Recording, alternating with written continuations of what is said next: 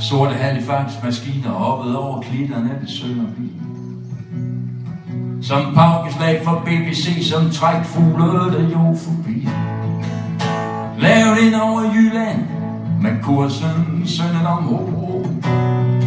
Og snart stod faldskærme som hvide blomster på den natblå bro. I køkkenet på Kron gik al sin vante gang. Gudrun bagte æggekage, mens hun stod sammen. Men fra den 12. marts i 43 var der ikke mere ro på Hvidsten Kro.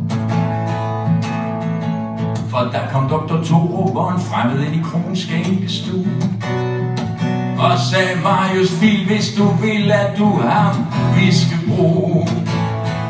Der er containere med våben på markerne ved Alstrup gård, og de skal bringes ind til Randers, for tyskerne fornemmer, hvad der foregår.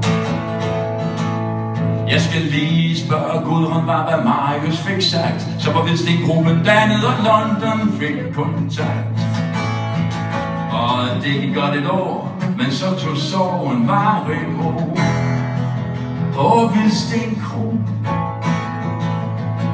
Snart så var de 14, og i familien Fil tog alle fat. Og var der hilsen til Elias over BBC, så var der billig nat. I 1943 var danskerne begyndt at vågne op. Sabotører skulle bevæbnes, og det var Hvidsten-gruppens job.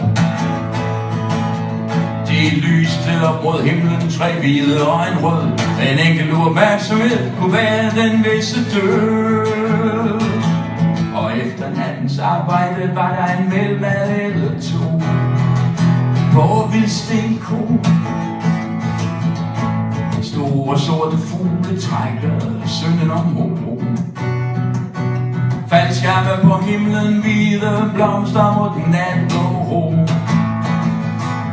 Der er nu tyskere i Randers, der er nu tyskere ved Mariafjord.